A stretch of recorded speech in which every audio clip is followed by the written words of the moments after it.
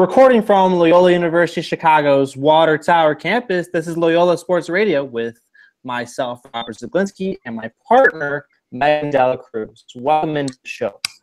Let's jump through some of the top sports stories from the weekend, and then we can discuss an important pressing topic about Loyola men's basketball. First, in baseball, the Cubs have won 3 of their last 4 and took 2 of 3 from the Colorado Rockies over the weekend. But Chris Bryant took a pitch to the head in the series finale Sunday. X-rays were negative, and he has no signs of a concussion as the Cubs went through all precautions with their star player. Meanwhile, the White Sox were swept by the Houston Astros over the weekend and sit at 4-14 as the worst team in the American League. They haven't won a game since April 11th. Despite this, star second baseman Jan Maconda has begun to heat up with 7 RBI, 6 hits, and 2 home runs in the last 6 games. NFL Draft Week is here as futures for teams begin to be set. The Bears will select number 8 overall. Notre Dame guard Quentin Nelson is the favorite for the pick among Chicago pundits, among many options. The first round begins in Dallas Thursday night at 7 Central.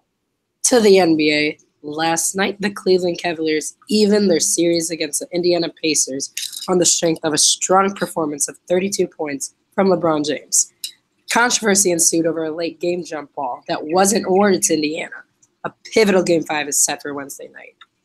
Meanwhile, finally in the NHL, the 2-time defending champion Pittsburgh Penguins advanced to the second round of the playoffs over the rival Philadelphia Flyers 8-5. The Penguins will play the Washington Capitals Columbus Blue Jackets series winner, of which has a Game 6 tonight with Washington looking to close out Columbus. And before we jump into any Loyola basketball conversation, Megan, I'm urging all of our listeners to come on out to Bar 63 for drink specials ranging from wines to house cocktails, among other fantastic appetizers like chicken tenders. It's an excellent getaway to catch your favorite team in the Ramblers, which I understand that you are maintaining the same expectations that they had from this year, which would be similarly to make another Final Four run, to win the conference, and to, again, be a powerhouse. I think they can maintain their success due to recent history of other NCAA tournament Cinderellas, like Butler, VCU, and Wichita State in recent years, having had sustained success and being just as good in years prior. The expectation shouldn't be to exceed for them, but to maintain. That's thanks to Coach Porter Moser and his coaching staff. Although they may lose some key players, they do have Ahir Uguak as a redshirt junior coming in this season, and bringing back the skills of Lucas Williamson and Cameron Krutwig, who are exceptional alternates. While the Ramblers are in a weak conference in the Missouri Valley, and that should play to their favor, to expect another Final Four run despite all of that is misguided. While they have a lot of talent coming back, they had a lot of fortune to make it so far with a very talented team based off of the favorable South region of the tournament that lost its top 3 seeds in Virginia, Cincinnati, and Tennessee all by the second round. To expect to play another number 9 seed in Kansas State to get to the Final Four is confounding, as that so rarely happens. The roster will stay the same, and they'll bring back a lot of talented players, but it'll be hard to get the same roll of the dice.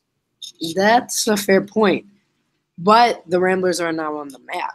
If they dominate for another season, there will be a much higher seed and be in a position to, again, get a favorable region once more. It's about continuity, and that's what they have. The surprise factor or lack thereof helps.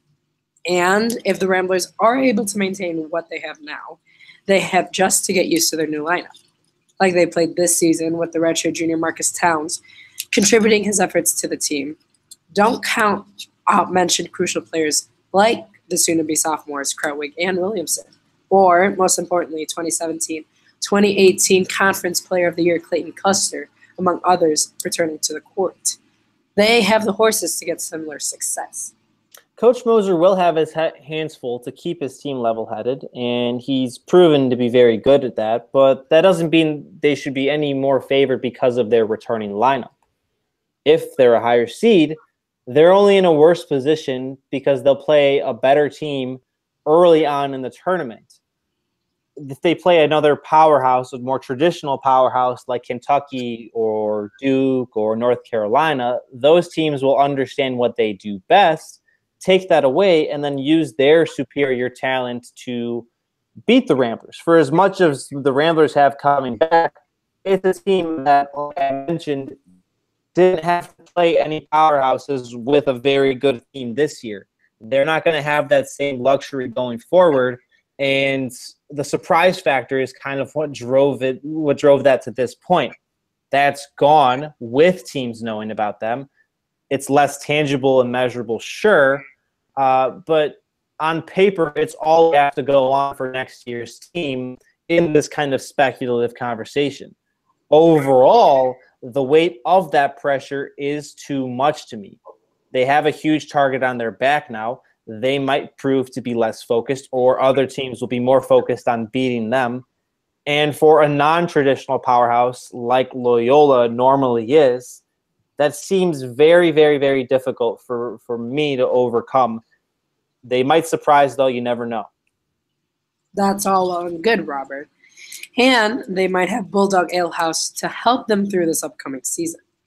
Come on out to Rogers Park's favorite Rambler establishment with any number of refreshments, appetizing specials, and big screen TV set on the rise of Loyola men's basketball.